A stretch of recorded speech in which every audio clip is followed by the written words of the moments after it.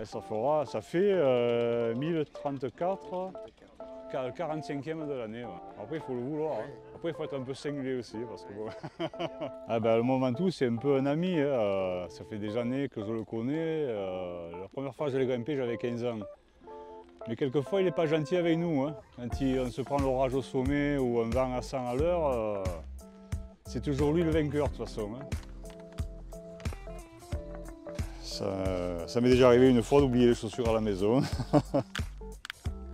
Voilà. Prendre aussi 2 bricoles à manger, des biscuits salés, récupération du sel comme on transpire beaucoup, une petite compote, la pompe. Je suis prêt pour le départ.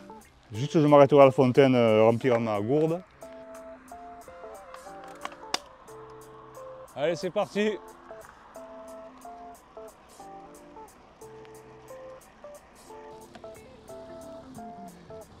Ouais, pour l'instant c'est facile. Dans 1 kilomètre, ça sera plus compliqué. Partez au Saint-Estève.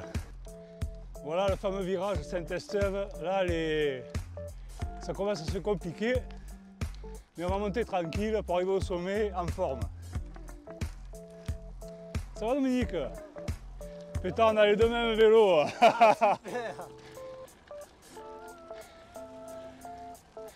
Voilà, c'est moins dur là. C'est toujours autant mythique, toujours autant joli et surtout suivant les saisons. Mon passage préféré, c'est dans la forêt, à mi-chemin, à peu près à 2 km du chalet Reynard, à l'ombre, dans les arbres, sous les arbres. Je le pousse parce qu'il n'a jamais monté le Ventoux, je ne sais pas si il va y arriver. Ouais. Je redoute la ligne droite avant la stèle. Là, tu sais. Ah oui, ah ouais, ouais. Ah, comme que tu vois ça. Ah ben oui, le sommet est proche, mais tout à fait quand même assez loin. Quand on commence à l'apercevoir, après le chalet Reynard, il y a encore 6 km à faire. C'est quand même assez long, quoi. Bon, moi je connais bien, donc ça va, je sais qu'il y a encore 6 km à monter. Mais celui qui ne le connaît pas, ça fait une drôle d'impression. Ouais. Arriver au sommet du Ventoux, c'est toujours, pour moi, c'est une petite victoire, hein, parce qu'il faut quand même y arriver au sommet. Et c'est toujours un plaisir d'y arriver, on a toujours le sourire en arrivant au sommet. Alors pour ceux qui veulent monter le Ventoux, il faut un minimum d'entraînement, à peu près 1500 km. Ensuite, le jour même, ben, il faut quand même faire une vingtaine de kilomètres avant d'attaquer la montée pour un petit échauffement.